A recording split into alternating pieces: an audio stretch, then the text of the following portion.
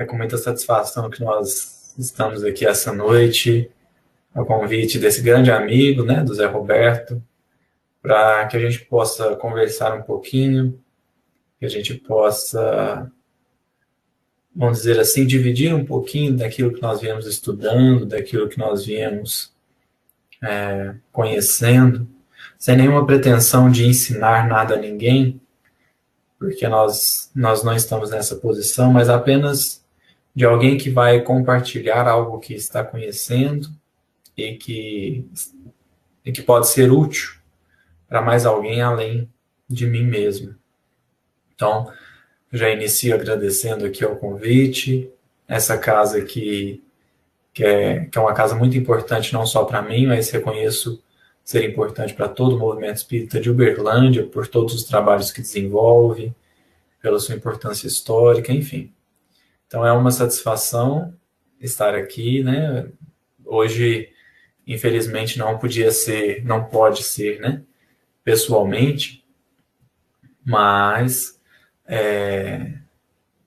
a gente acaba dando um jeito, né, com a internet e a gente vai contornando as dificuldades e enfrentando os novos desafios com essa pandemia, né? Então hoje, embora não podemos estar juntos fisicamente, certamente estamos juntos em comunhão de pensamentos e de sentimentos para falar do Evangelho, para falar do nosso Mestre Jesus, para falar sobretudo de nossa amada doutrina espírita, não é? E hoje o tema que nos traz aqui, muitos já devem conhecer, já devem ter pelo menos ouvido falar, essa frase de Paulo, que está na primeira carta aos Tessalonicenses, capítulo 5, versículo 18. Paulo diz assim: em tudo dai graças, ou por tudo dai graças, dependendo da tradução, em tudo dai graças, porque essa é a vontade de Deus a vosso respeito. Essa é a frase de Paulo, que está no capítulo 5, versículo 18 da primeira carta aos Tessalonicenses, e que nos traz hoje aqui. Na verdade, o que nos traz aqui é todo o capítulo 5, ou a grande parte do capítulo 5 desta carta, para que a gente possa analisar. Creio eu que Paulo tenha escondido algumas nuances, alguns detalhes nos seus escritos, principalmente nesse capítulo dessa carta, que será de grande valia para nós, para nossas análises e para nosso crescimento. Antes de entrar, então, propriamente na carta, ou melhor, no capítulo desta carta, nós separamos aqui, nós julgamos importante que nós revisemos uma parábola muito conhecida de Jesus, que é a parábola das 10 virgens. Ela está no capítulo 25 de Mateus, logo ali no versículo 1, ela já se inicia. Nós estamos com o texto aqui na tradução do Haroldo Dutra Dias, mas quem quiser acompanhar pode pegar a tradução que tiver aí, não muda muito, são alguns detalhes. Um detalhe que chama a atenção de mudança de tradução é o virgens, né? Algumas traduções trazem como moças, algumas trazem como jovens, porque o virgem ali não tem a conotação que tem para nós hoje. Quando se diz 10 virgens, quer-se dizer 10 moças que ainda não estão casadas, ou, vamos dizer assim, 10 jovens, né? Talvez a conotação mais certa seria jovem. Isso não atrapalha em nada o entendimento da parábola, mas nós gostaríamos de passar por ela e nós vamos lê-la e destacar alguns pontos apenas para que, nós sabemos que a parábola é bem conhecida, mas apenas para que nós nivelemos aqui e que todos estejam com o conteúdo da parábola fresco em mente. Então, capítulo 25 de Mateus, versículo 1, Jesus diz assim: então, o reino dos céus será semelhante a 10 virgens que, tomando suas próprias lâmpadas, saíram ao encontro do noivo. 5 delas eram tolas e 5 prudentes. Pois as tolas, ao tomarem as suas lâmpadas, não levaram consigo o óleo. Esse óleo, na parábola, ele é a chave aqui da questão. As tolas só são tolas porque elas não tinham o óleo. Isso é fundamental para tudo que nós queremos tratar aqui hoje. Essa parábola é construída em torno da importância desse óleo e muitas interpretações sobre o que pode ser, o que não é esse óleo, mas toda a construção dessa parábola está voltada em torno desse óleo, porque a classificação das moças ou das virgens, vamos dizer assim, está em ter ou não ter o óleo. Então, as que não levaram o óleo são as tolas. As prudentes, porém, levaram o óleo nas suas vasilhas com as suas próprias lâmpadas. E, tardando o noivo, todas cochilaram e adormeceram. Na festa aqui de casamento, nós estamos numa festa de casamento dos judeus, ninguém sabia a hora que o noivo ia chegar. Todo mundo ficava lá esperando o noivo chegar. Ninguém sabia assim, o noivo vai chegar meia-noite. Não sabe. 1h da manhã, 2, ninguém sabe a hora que ele vai chegar. Só uma pessoa sabia. O pai do noivo. Isso é interessante para todas as interpretações que tem dessa parábola. Essa questão do pai do noivo. O pai do noivo ser o único a saber a hora que o noivo vai chegar é fundamental para algumas interpretações. Não para nós aqui hoje.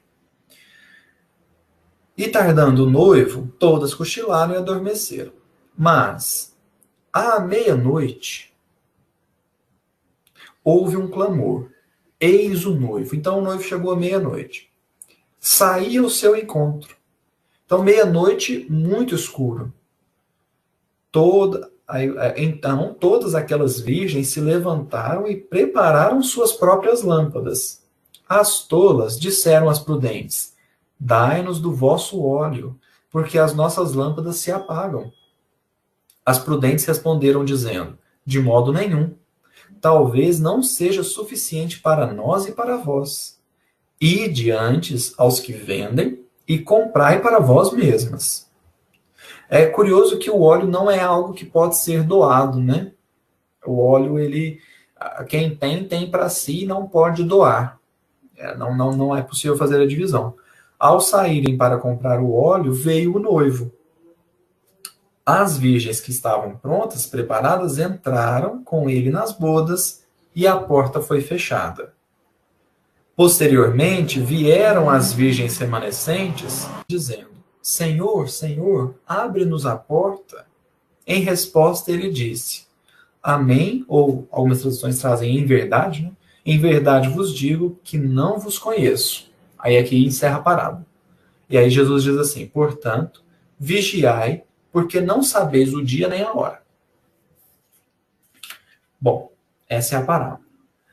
Toda a trama da parábola está em torno desse óleo, que não pode ser dividido, e que aquele a quem não traz o óleo é chamado de tolo, né? Ou tola, aqui no caso, por se tratarem de moças, de jovens, né? Jovens mulheres. Mas a questão toda dessa parábola está girando em torno disso, dessa aquisição de óleo. Muitas interpretações vão dizer que esse óleo é a própria fé, que o óleo é as próprias conquistas espirituais. E você não divide conquista espiritual. Não tem como eu pegar paciência, a minha paciência, dividir ela no meio e dar paciência para quem não tem. Não tem como. Porque se esse óleo, né, nessa interpretação, representa, então, as virtudes espirituais, eu não posso, de fato, repartir conquista espiritual com ninguém, porque a conquista espiritual é individual. Então, indo por essa interpretação, e que é a que mais nos chama a atenção e que mais nós gostaríamos de destacar aqui hoje, que há inúmeras outras. Emmanuel mesmo vai fazer uma análise belíssima dessa mensagem, dessa parábola, dizendo que a noiva é a humanidade e Jesus é o noivo, né? Então, Deus, sendo o pai do noivo, encaminha o noivo para o casamento, né? Para aliança definitiva entre humanidade e Jesus, que constitui para nós o objetivo principal, né? A humanidade inteira em comunhão completa com Cristo. Emmanuel faz essa análise, que é belíssima, mas o que nós gostaríamos de destacar aqui hoje, e que talvez seja aí o ponto crucial para que a gente entenda o que Paulo quer dizer, né, com essa frase, em tudo dai graças, porque essa é a vontade de Deus, é a gente se perguntar assim, a trama toda está construída com base nesse óleo. O óleo não pode ser dividido. Então, a pergunta é, como conseguir o óleo? Essa é a pergunta. O que as prudentes fizeram, que elas tiveram óleo, e o que as tolas deixaram de fazer, que elas não tinham o óleo? Então, essa é a grande questão. E aí essa fala final de Jesus, né? Portanto, vigiai, porque não sabeis nem o dia nem a hora. Claro que Jesus se refere aqui à vinda do noivo. Nós não sabemos quando é que o noivo aparece. Bom, dito isso, todo mundo com a parábola aí fresquinha na mente, creio que muitos aqui já conheciam essa parábola ali encerrando o sermão profético, né? Já Mateus já insere ela, que é muito interessante também, mas partindo então para o capítulo 5 da carta, não é... Aliás, essa carta ela já chama atenção, que é uma carta muito curta de Paulo, né? Uma das cartas, talvez aí uma das cartas mais curtas de Paulo, mas Paulo vinha falando aqui sobre, vamos dizer assim, o retorno de Jesus, ou a presença de Jesus de novo na vida das pessoas. O capítulo 4 é mais ou menos sobre isso, sobre a questão do Cristo voltar, da própria, vamos dizer assim, ressurreição, talvez. Então, Paulo encerra o capítulo 4 mencionando essa questão de volta, né, da vinda do Senhor, como ele diz aqui. E aí no capítulo 5 ele inicia assim: no tocante ao tempo e ao prazo, meus irmãos, é escusado escrever-vos. Ou seja, é desnecessário escrever-vos, porque vós sabeis perfeitamente que o dia do Senhor virá como o ladrão noturno. Então, você sabe que hora que o ladrão vem? Não sabe. Se você soubesse, era fácil, né? Então, a gente não sabe a hora que o ladrão vem. O que Paulo está dizendo aqui? O dia do Senhor, nós não sabemos quando ele vem. Ladrão noturno. Isso é uma referência direta à parábola das 10 virgens e a razão pela qual nós lemos ela aqui. Então, a gente tem que... O que nós gostaríamos de chamar a atenção aqui hoje é como Paulo vai construindo o texto do capítulo 5. Então, primeira referência à parábola das 10 virgens. O dia do Senhor virá como ladrão noturno. Ninguém sabe nem o dia nem a hora. É a parábola das 10 virgens, né? Paulo aqui já dando o tom que o noivo é Jesus. A noiva a gente pode interpretar, como Emmanuel fala, a humanidade inteira, ou como ele mesmo fala, a individualidade, né? Cada um. Mas nós não sabemos quando que Jesus... Então aqui ele está tratando da volta, né? Vamos dizer assim, da vinda de Jesus. Então nós não sabemos. Mas aí Paulo prossegue. Quando as pessoas disserem paz e segurança, então lhes sobrevirá repentina destruição, como as dores sobre a mulher grávida, e não poderão escapar. Vós, porém, meus irmãos, não andais em trevas, de modo que esse dia vos surpreenda como ladrão. Mais uma referência. O que Paulo está dizendo aqui? Aquela pessoa que se sente muito segura, não, aqui está tudo tranquilo, está tudo sob domínio, eu sei de tudo, eu estou seguro, estou em paz. Essa pessoa, ela não está tendo noção de que há muitas coisas que fogem do seu controle. E aí ela não se prepara. A pessoa que fala assim, não, aqui a minha evolução espiritual já está tudo certo, eu já encaminhei tudo. Ela não sabe que tem coisas que fogem ao controle dela e que talvez ela não esteja tão segura assim. É como se fosse uma desatenção, como as 5 virgens da parábola chamadas tolas. Para elas estava tudo certo. Imagina, por exemplo, isso aqui eu estou supondo, né? Não está escrito não. Imagina que elas tenham ido de dia. Aí pensaram assim, não, o noivo não deve demorar a vir, deve aparecer de dia ainda, não vamos precisar das lâmpadas ou do óleo. Então não precisa. Então, estamos seguras, né? Estamos em paz e seguras. Mas sobrevirá repentina destruição. Quando, vamos dizer assim, quando a gente acha que está tudo sob controle, alguma coisa acontece para nos mostrar que não está sob controle. Nós precisamos estar sempre vigilantes, sempre atentos. Então, quando a gente acha assim, não, eu não vou ser obsediado, não, porque eu já estudei muito. Atenção. Quando a gente julga que nós estamos totalmente sob controle de uma situação ou sob domínio de uma situação, alguma destruição repentina acontece, que é o que Paulo está falando. No caso da parábola, o que é a destruição repentina? A chegada do noivo à meia-noite, pegando todo mundo de surpresa.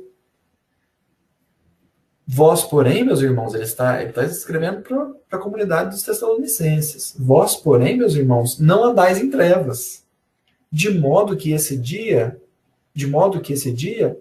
vos surpreendam como ladrão. Não anda em treva, por quê? Porque as 5 virgens da parábola, que são as atentas, né, as prudentes, elas não, vamos dizer assim, elas não esqueceram o óleo, então elas têm a própria luz. Por isso que não andam em trevas. Então, percebe que esse capítulo é toda uma referência à parábola das 10 virgens. Então, é Paulo dizendo assim, olha, não andem em treva. Vocês não andam em treva, de forma que o dia vai pegar vocês de surpresa. Não andem em treva por quê? Porque tem o óleo, não é? E aí Paulo diz assim, pois todos vós sois filhos da luz, filhos do dia. Não somos da noite nem das trevas. Portanto, não durmamos a exemplo dos outros. Mais uma referência. O que acontece na parábola? Chega um momento lá que todas as virgens adormecem, cochilam, desatentas, né? Acabam, vamos dizer assim, escapando ou perdendo a vigilância. E aí Paulo diz, portanto, não durmamos a exemplo dos outros. Dormir aqui tem vários significados, mas um deles é perder a fé, talvez. Então, Paulo está dizendo, não perca a fé. Porque a fé é esse óleo, né? A fé é esse óleo que você põe na lâmpada e se ilumina. A coragem, a resignação, né? Essas virtudes todas. Então, portanto, não durmamos a exemplo dos outros, mas vigiemos e sejamos sóbrios. Ou podia pôr aqui, prudentes, né? Como está na tradução. Quem dorme, dorme de noite. Quem se embriaga, embriaga-se de noite. Nós, pelo contrário, que somos do dia, sejamos sóbrios, revestidos da couraça da fé e da caridade e do capacete da esperança da salvação. O que é isso aqui? Para o que nós gostaríamos de trazer aqui hoje, a couraça da fé e da caridade e o capacete da esperança da salvação é o óleo da parábola. A fé e a caridade e a esperança. Fé, a caridade e a esperança. É o óleo da parábola. Que é o que o Paulo está dizendo aqui. Sejamos sóbrios, revestidos da couraça da fé e da caridade e do capacete da esperança da salvação. Então, para nós aqui, para o que nós queremos trazer aqui hoje, isso aqui é o óleo. Então, nós já identificamos o que é as virgens prudentes, que são as que têm fé, que têm esperança, que têm caridade. As, vamos dizer assim, as tolas, que são aquelas pessoas que acham que estão seguras, que não correm perigo nenhum, que, vamos dizer assim, que não estão que estão sabendo de tudo, que está tudo sob controle, não é? Então essas são as tolas, porque acha que tem domínio de tudo e a gente não tem domínio de quase nada. Portanto, não nos destinou Deus para a ira, mas sim para alcançarmos a salvação por nosso Senhor Jesus Cristo. Bom, se nós temos a couraça da fé e da caridade e o capacete da esperança, então nós não estamos na perdição, nós estamos na salvação. Por quê? Porque nós vamos participar da festa. Por nosso Senhor Jesus Cristo, que morreu por nós, a fim de que nós, na vigilância ou no sono, olha isso, na vigília ou no sono, porque as 5 virgens prudentes dormiram também. Mas elas não são esses que Paulo está chamando de pessoas das trevas, porque elas têm a própria iluminação, né? Então, a fim de que nós, na vigília ou no sono, vivamos em união com ele. Ou seja, participemos da festa, participemos do banquete, participemos dessa, vamos dizer assim, dessa confraternização, dessa festa mesmo que é o casamento, né? Consolai-vos, pois, e edificai-vos mutuamente como já fazeis. Bom, então nós já identificamos o óleo, as personagens todas, vamos dizer que Jesus seja o noivo, e aí a gente pode pensar com Emmanuel que a noiva é a humanidade ou nós mesmos, qualquer um de nós. Falta responder a pergunta: como adquirir o óleo? Ou, talvez aqui, como adquirir a couraça da fé e da caridade e o capacete da esperança da salvação. Não é? Inclusive, Emmanuel tem uma lição belíssima, o capacete da esperança, que é fantástico, que nós recomendamos a leitura. Ele vai trabalhar justamente essa expressão. Né? Por que capacete da esperança? Mas é isso que traz a salvação, é isso que traz, vamos dizer assim, é isso que permite a comunhão, que permite a participação da festa. Esse é o óleo da lâmpada. A pergunta é como adquiri-lo. Nós vos rogamos, irmãos, que tenhais consideração por aqueles que se afadigam no meio de vós e velam por vós no Senhor. Tende para com eles amor especial por causa do seu trabalho. Vivei em paz com todos. Isso daqui não é fácil, né? Olha, tenha consideração por aqueles que se afadigam no meio de vós e velam por vós no Senhor. Tende para com eles amor especial por causa do seu trabalho. Viver em paz uns com os outros. Paulo está dizendo assim, olha, tenha paciência, vamos dizer assim, tenha calma ao tratar com as pessoas. Você não sabe a dificuldade que ela está passando.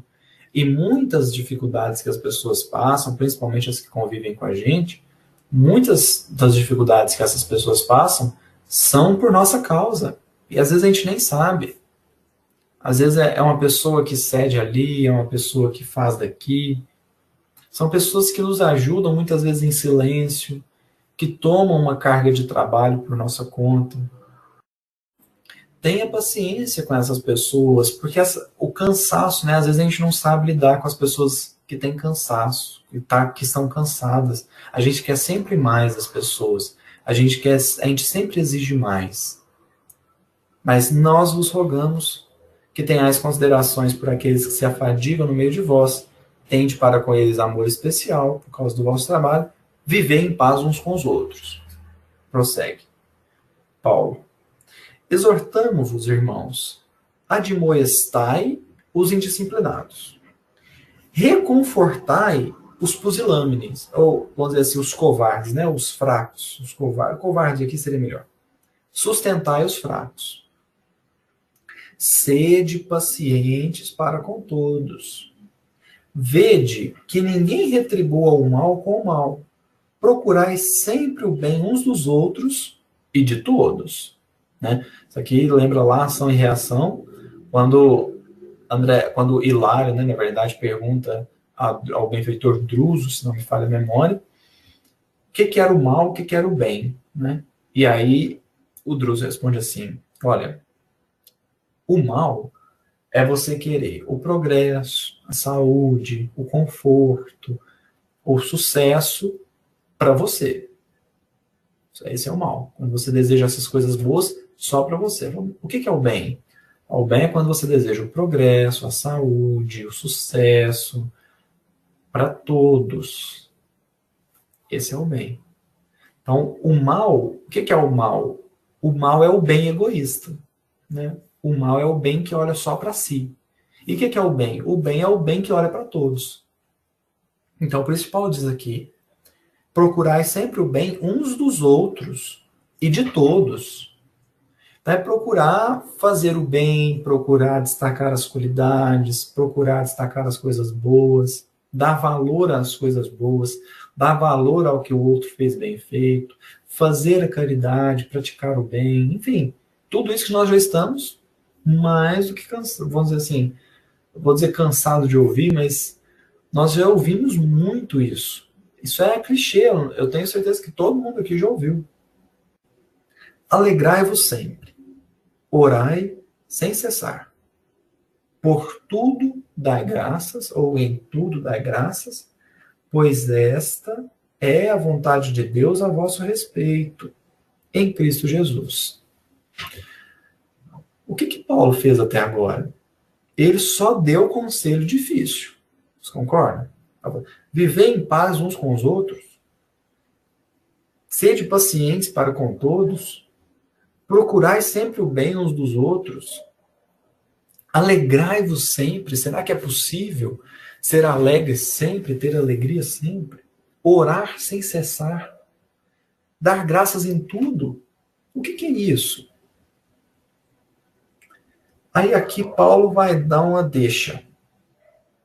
Paulo vai dar uma deixa. Ele diz assim: não extingai o espírito, não desprezeis as profecias.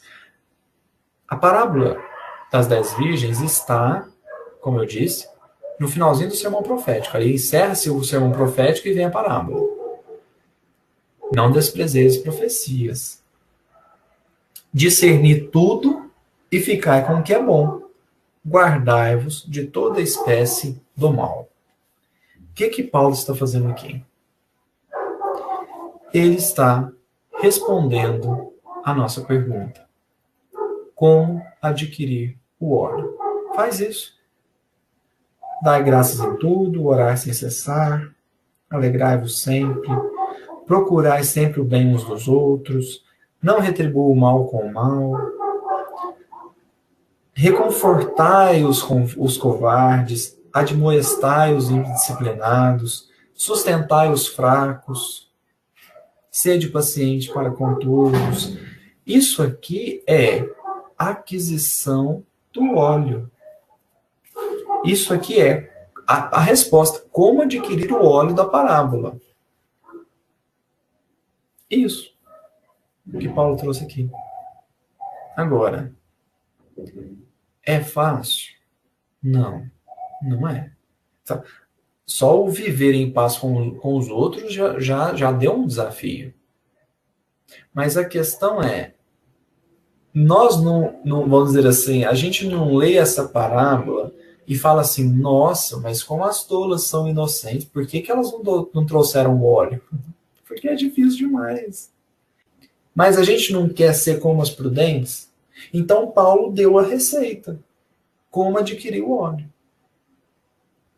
Mas o que chama a atenção dessa frase: por tudo dá graças, pois esta é a vontade de Deus a vosso respeito em Cristo Jesus, ela chama a atenção porque a grande questão da parábola é a aquisição do óleo e o fato de que ninguém sabe a hora que o noivo vai chegar. Ninguém sabe que hora Jesus Cristo está aparecendo. Ninguém sabe que hora é a chegada do noivo. O que eu estou querendo dizer? Todas as situações que a gente acha que são ruins, a gente não sabe se elas são de fato ruins, porque a gente não sabe se ela é a presença de Jesus na nossa vida. A presença de Jesus na nossa vida, ela vem de forma inusitada. Ela vem de um jeito que a gente menos espera, porque o dia que você conseguir prever o que Jesus vai fazer, ele deixou de ser Cristo, ou você passou a ser Cristo. Então, a presença de Jesus na nossa vida, ela é inusitada. Por isso Paulo está dizendo aqui, por tudo dai graças, pois esta é a vontade de Deus. A gente não sabe qual é a vontade do Cristo, ou se essa é a presença de Jesus, e aqui Paulo dá a resposta, sempre é. Sempre é a presença de Jesus na nossa vida. Mas a gente não sabe reconhecer, a gente não sabe perceber. Por quê? Porque a chegada do noivo é de repente, é uma surpresa. Então a gente tem que estar preparado com o óleo para então acender a própria iluminação, para então acender a própria luz espiritual. Por tudo dar graças encerra toda, vamos dizer assim, a questão da aquisição do óleo. Joana de Ângeles, no livro Psicologia da Gratidão, pela psicografia do Divaldo, ela chega a vincular evolução espiritual com gratidão, com sentimento de gratidão. Ela diz assim, quanto mais grato você for, mais espiritualmente evoluído você é. Então, quando a gente conseguir dar graças em tudo, ou seja, quando a gente conseguir agradecer por tudo, então a gente conseguiu adquirir o óleo, a gente faz parte desse grupo de jovens ou de virgens, assim, prudentes, que vão participar do banquete. Compreende? Então, Paulo deu a receita. Mas o que a gente quer refletir sobre por tudo dar graças é possível agradecer por tudo? Porque é muito bonito ler aqui, né? As palavras, as interpretações, tudo casa, tudo funciona. Mas alegrai-vos sempre, orai sem cessar, por tudo dar graças, é possível isso? Talvez de uma hora para outra, não. Há uma questão em O Livro dos Espíritos, que é a questão 909. Nós já comentamos ela várias vezes, inclusive do próprio Joana d'Arc. Nas nossas falas aos domingos, a gente comenta muito sobre ela. Mas é uma questão que chama muita atenção, porque ela é desafiadora, a resposta é desafiadora. Que é quando Kardec pergunta assim, poderia o homem sempre... É difícil Kardec generalizar, né? Mas aqui ele generalizou. Poderia o homem sempre, pelos seus próprios esforços, domar todas, mais a generalização, todas as suas más inclinações? Ou seja, pelos meus próprios esforços, apenas eu me esforçando, com o meu querer, com a minha vontade, eu posso domar todas as minhas más inclinações? E aí então os espíritos respondem assim, sim, pode. Se a resposta parasse aí, já seria bem desafiador, não é? Ele está dizendo assim, você pode, pelo seu esforço, domar o seu orgulho. Pelo seu esforço, você pode domar o seu egoísmo. Pelo seu esforço, você pode domar a sua vaidade. Pelo seu esforço, você pode domar a sua falta de afeto. Pelo seu esforço, você pode domar a sua impaciência. Então, é desafiador falar que eu me esforçando, porque tem coisas que parece que eu simplesmente não dou conta. Tem coisas que parecem que eu simplesmente não consigo suportar. Tem coisas que eu não consigo aguentar. Tem situações que eu não consigo entender. Então, pelos meus próprios esforços, eu posso suportar tudo, eu posso aguentar tudo? Os espíritos dizem sim. Só que eles não param aí. Eles dizem assim, sim. E frequentemente fazendo esforços muito insignificantes. O que lhes falta é a vontade. Quão poucos dentre vós fazem esforços. Frequentemente fazendo esforços muito insignificantes. Eles estão dizendo que domar o orgulho é com esforços insignificantes. Isso elevou o desafio assim ao infinito. Por quê? Porque a gente lê essa resposta e acha que eles estão falando que é fácil. Acho que eles estão falando assim, olha, é fácil você ser paciente, é fácil você ser resignado, é fácil você ser humilde, não é? Porque a gente tem vamos dizer assim, um imediatismo de querer dormir do jeitinho que nós estamos e acordar uma Amada Teresa de Calcutá. Né? A gente quer dormir do jeitinho que nós estamos e acordar um Chico Xavier, acordar um Francisco de Assis. E não é isso que eles estão dizendo. Eles estão dizendo que é fácil. Eles só estão dizendo que os esforços são insignificantes. Em que sentido? Não é insignificantes no sentido de serem fáceis. É insignificante no sentido de serem pequenos. Como assim? Pega uma má inclinação sua. Vamos dizer assim que eu vou pegar aqui eu quero ter mais paciência. O que você está fazendo para ser mais paciente? Não, eu quero tolerar aquela pessoa 24 horas por dia, 7 dias na semana. Falando, não dou conta, então eu sou impaciente. Mas que carga é essa? Que carga é essa que você está colocando sobre você? Esforços insignificantes. Então, o que eu vou fazer? Eu estou lidando com uma pessoa insuportável. Quanto que eu quero suportar ela? Eu quero suportar ela 24 horas por dia, 7 dias na semana. Amanhã eu vou conseguir? Não. Mas eu vou tentar suportar ela 1 minuto a mais por semana. Então, se eu convivo com aquela pessoa 10 horas, eu vou tentar conviver com ela 1 minuto, sem brigar. Depois, o resto eu brigo. Semana que vem, 2 minutos, sem brigar. Na outra, 3. Na outra, 4. Em 1 ano, eu vou passar 50 minutos sem brigar com ela, 52 minutos sem brigar com ela. É muito ou é pouco? É muito pouco, isso aí. Mas a questão é, e daqui 10 anos? Daqui 20? Daqui 30? A questão é que a gente valoriza muito o que a gente faz em pouco tempo e despreza o que a gente é capaz de fazer em muito. Então, você conversa com a pessoa e fala assim, você leu o livro? Não, livro muito grosso, eu não dou conta daquele livro, não. Mas o que você tentou fazer? Não, eu tentei sentar um dia e ler o livro. Mas aí a pessoa não tem prática nenhuma de leitura. Ela quer sentar um dia e ler um livro de 400 páginas. Não dá conta. Tenta ler 3, 4 por dia.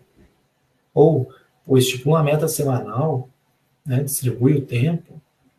Porque só compensa ler o livro se for para sentar um dia e ler o livro. Se for para durar a leitura 1 mês, 2 meses, aí a gente perde a empolgação. Né? Então, assim, a pessoa quer suportar um ser difícil só se for de um dia para a noite ela conseguir. Do dia para o outro ela conseguir. Não, mas não é assim. A questão é uma construção. Né? A gente diz muito isso, a virtude é uma semente que a gente planta em nós mesmos.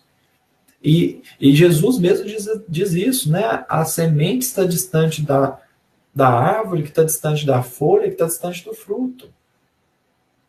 Percebe? Então é um processo. É um processo. Então não adianta pensar que amanhã eu vou dar conta de agradecer tudo. Mas eu vou tentar. Vou tentar agradecer aquela pessoa difícil. A Joana de Ângeles, nesse livro que nós citamos, a Psicologia da Gratidão, ela chega a dizer assim, diga que você está grato mesmo sem estar. Isso agora não é importante. Por quê? Porque nós acabamos de plantar a semente da gratidão no nosso coração, no solo do nosso coração. A gente acabou de plantar e já quer o fruto. Já quer colher a gratidão. Fala, não, plantou. Então a gente vai agora regar, adubar, cuidar. Ou seja, acorda e agradece por estar vivo, e estar encarnado, melhor dizendo. Vai dormir, agradece pelo dia. Ah, mas eu não tô grato, fala, isso não importa. Daqui 15 anos, você vai estar agradecendo o ar que você respira. Por quê? Porque a gente tem que aprender a valorizar o que nós somos capazes de fazer em muito tempo. A gente pensa assim, eu vou ler o livro. Quanto que você vai ler por dia? Ler uma página por dia é muito. É muito pouco. É muito pouco. Então, lê uma página por dia. Aí, quanto você vai ler no ano? Vai ler 365 páginas no ano. É muito. Vai dar uma média de um livro por ano. Dependendo ali do livro, vai dar um livro e meio. É muito, é pouco. Então, daqui 15, 20, 30 anos, você vai ler mais do que se você quiser ler tudo de uma vez. Não criou o hábito. E isso é supondo que em 20, 30 anos você vai ficar no hábito, vamos dizer assim, até pouco de ler uma página por dia. A questão é que a virtude a gente planta, vai regando, e aí é um processo até que ela cresça, floresça e frutifique. Então, por tudo dar graças, a gente tem que começar. Tem que ter um início. Os esforços insignificantes que eles dizem lá na resposta da questão 909. Então, a gente começa a agradecer, fala, hoje chegou um problema, e o primeiro pensamento que me veio foi de revolta. Fala, mas amanhã, quando um problema chegar, quando um novo problema chegar, eu vou tentar que o meu primeiro pensamento seja de agradecer, seja de ser grato por aquele problema que chegou. Por quê? Porque esta é a vontade de Deus a vosso respeito. Quando o problema nos encontra, porque tem problema que a gente encontra ele, né? Tem problema que a gente vai atrás. Mas vamos tratar aqui, para facilitar, apenas dos problemas que nos encontram. Nós aparentemente não fizemos nada para que aquilo acontecesse. Ou é uma injustiça, correto? Ou é uma justiça que a gente não está sabendo entender. A hipótese de ser uma injustiça culmina num Deus injusto. Contradiz a questão 13 do Livro dos Espíritos. Um dos atributos de Deus é soberanamente justo e bom, o que significa dizer que Deus é justiça e bondade de forma inigualável e de forma infinita. Então, um problema que me encontrou, se eu pensar que ele é injustiça, eu culmino numa ideia de Deus injusto, eu entrei em contradição com a questão 13 do Livro dos Espíritos, a minha premissa é falsa. Qual é a minha premissa? Que aquilo é injusto. Bom, se aquilo não é injusto, então é justo. E se é justo, é a vontade de Deus a meu respeito. E se é a vontade de Deus a meu respeito, eu posso não entender agora. Eu posso não estar ciente agora. Mas, mais na frente, eu entenderei. Então, a gratidão aqui é muito vinculada a um ato de fé. Porque eu não entendo as razões, mas eu acredito que aquilo venha e eu confio. Mais do que acreditar, eu confio que aquilo veio para me ajudar. Então a gente diz assim, entrou uma pessoa ridícula no meu trabalho. Ela é péssima, não dá para conviver com ela. A questão é, tenta aprender a conviver com ela. Todo dia ou toda semana você vai tentar fazer uma coisinha melhor do que você fez no dia anterior ou na semana anterior. Até chegar ao ponto que você vai conviver bem com essa pessoa. E aí tem um detalhe. O dia que você aprender a conviver com uma pessoa que você não dava conta antes, quem cresceu não foi a pessoa. Foi você. Porque você adquiriu o ódio. Percebe? O que Paulo disse aqui é o processo de aquisição do óleo. Passa pela gratidão, passa pela paciência, passa pela paz, passa pela alegria, passa pela oração. Aquisição de óleo, para que a gente possa realmente iluminar o nosso espírito. brilhar o nosso espírito para que a gente compreenda a chegada do noivo. Que a gente, vamos dizer assim, andando em trevas ou com a lâmpada apagada, a gente não tem a percepção da presença do Cristo.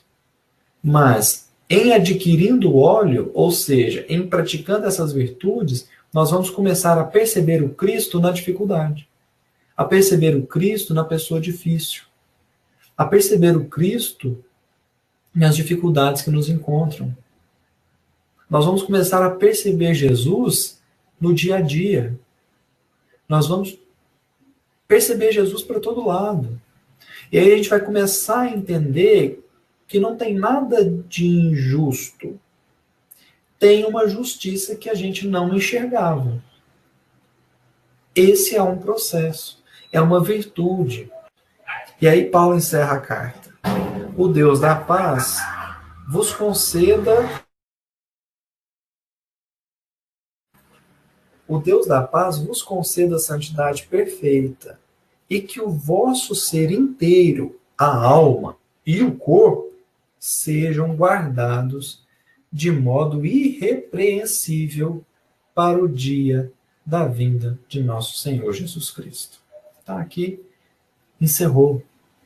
Paulo encerra. Fala, é isso aqui que vai fazer com que a gente guarde, que a gente cuide do corpo e do espírito para a chegada de Jesus, que acontece sem a gente perceber. Não dá para prever. É o que diz Jesus, né? Vigiai, ou seja, estai atentos, porque não sabeis nem o dia nem a hora. Então, essa é a importância do dar graças. Essa é a importância do esforço em agradecer. E aí a gente começa a perceber uma coisa que André Luiz fala lá no livro Sinal Verde. O André Luiz diz assim, geralmente, o mal é o bem mal interpretado. O mal é o bem mal interpretado. Por quê? A gente só conhece uma espécie de mal, que é aquele que chega até nós. Não tem como a gente conhecer o mal que não chega. Não tem como você falar, por exemplo, quantas vezes a espiritualidade já evitou que você fosse, por exemplo, assaltado. Não tem como. Você pode ter uma suposição ali, porque você viu, às vezes, uma pessoa que vinha na sua direção e ela parecia estar com más intenções, mas não tem como ter certeza, porque aquilo foi alguma coisa que você viu. E quantas vezes você não viu? Quantos males nós já fomos livrados? Esse nós não conhecemos. A gente só conhece o mal que chega. Eu não sei quantas vezes eu já fui livrado, por exemplo, de atropelamento. Não sei quantas vezes eu já fui livrado de acidente. Por exemplo, eu vou pegar a estrada agora. Mas se eu pegar a estrada nesse minuto, a chance de eu encontrar um caminhão desgovernado é grande.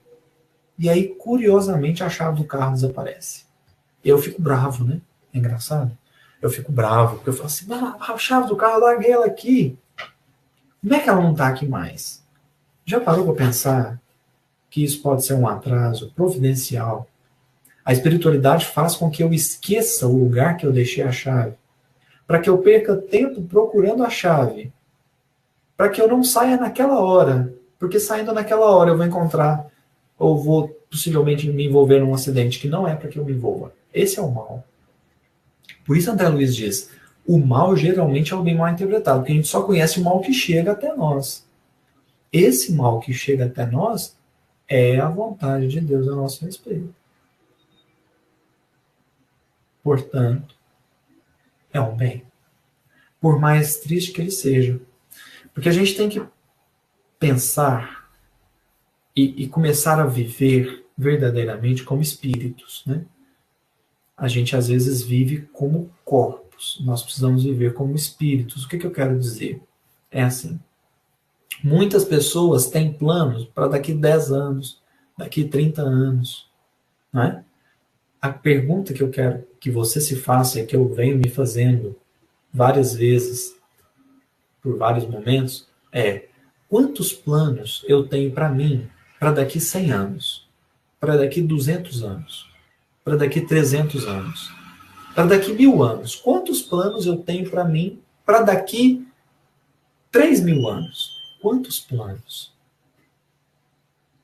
Porque o que eu quis dizer, né, a gente valoriza muito o que a gente faz em pouco tempo e desvaloriza o que a gente faz em muito, é porque às vezes a gente desvaloriza que um perdão pode levar 200 anos. Mas ele tem que começar agora. Daqui 200 anos, você vai querer ter começado agora. Daqui 300 anos, 400 anos. Então, a gente acha assim, eu não suporto fulano, eu não dou conta de lidar com fulano. Não dá conta nessa vida. Você já pensou que daqui 4 vidas você pode dar conta? Então começa agora. Estabelece uma meta assim muito longa, sabe? Estabelece uma meta assim, com folga, põe 500 anos para aprender a lidar, mas começa agora. Esforços insignificantes. De grãozinho em grãozinho, daqui 500 anos, você aprendeu a perdoar, você aprendeu a lidar, você aprendeu. Você aprendeu a conviver. Por quê? Porque é algo que a gente vai, e eu te garanto que vai demorar bem menos tempo do que você pensa. Essa é a aquisição do óleo da lâmpada. Esse é esforço. É esforço. Tanto que é esforço que as virgens da parábola foram tentar comprar e não deu certo. Tentou roubar, tentou pegar, vamos dizer assim, das virgens prudentes, deu errado. Foi tentar comprar, deu errado também. Porque o óleo da lâmpada é construído, é adquirido, vamos dizer assim, com base em muito suor, com base em muito esforço, com base em muita dedicação. Mas é preciso tentar. É preciso dar esse primeiro passo. O segundo é mais fácil. O Leon Denis chega a dizer isso no livro Depois da Morte, na quinta parte, capítulo 43, ele diz assim: o hábito do bem facilita a sua prática. Não é? Então, você vai tentando, até aquilo vir um hábito, e aí fica a prática mais fácil. Não é? E aí a aquisição do óleo fica mais fácil. Até que a gente chegue assim, para quando que eu vou dar conta de dar graças em tudo? Fala daqui 1000 anos. Mas é uma meta. Então, agora, o que eu vou fazer de hoje para daqui 1000 anos para que eu consiga dar graças em tudo? Eu vou tentar. Todas as vezes que um problema chegar, todas as vezes que eu acordar, todas as vezes que eu for dormir, eu vou agradecer. Vou agradecer, mesmo sem estar grato. Porque eu comecei o plantio. A colheita, pode ser que ela demore muito. E aí, enfim, nós teremos compreendido com a exatidão necessária que a vontade de Deus a nosso respeito é sempre boa. E aí, dar graças em tudo será mais fácil. Muito obrigado a todos, nós encerramos aqui.